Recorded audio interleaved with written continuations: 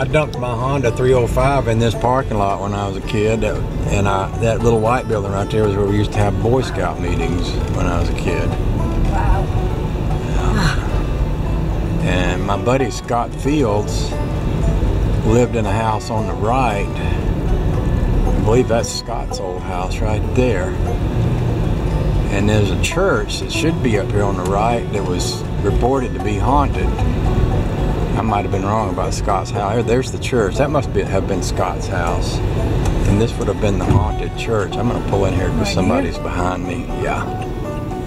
And I don't want to be holding people up. Yeah, Scott used to say he used to see people looking out the windows at him from that old church. And I'll tell you another story. There's an old 96-year-old man just over the hill is where we turned down to go to where our house was, where the Gillies lived. But there was a 96-year-old man that lived right behind the Gillies' house, and his wife died.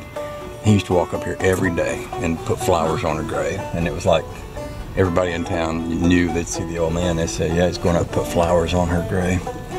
Me and Scott played Army in the woods behind his house, and he came up with some bottle rockets one time. So we set up our Army men, had an old stump for a base, and we fired off one bottle rockets, and that stump caught on fire. Boy, we had one heck of a war.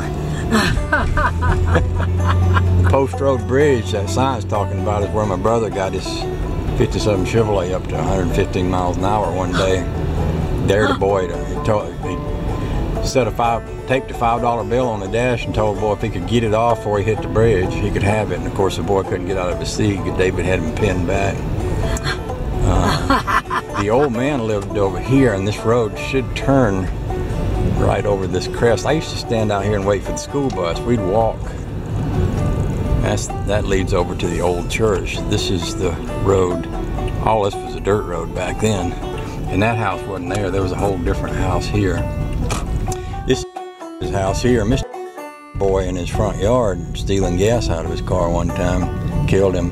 And it was kind of a shame because it was a neighbor's kid. He didn't know. He just knew somebody had been stealing gas out of his car. And the sheriff told him, if you catch him doing it, shoot him. He did. Turned out to be his neighbor. He regretted that.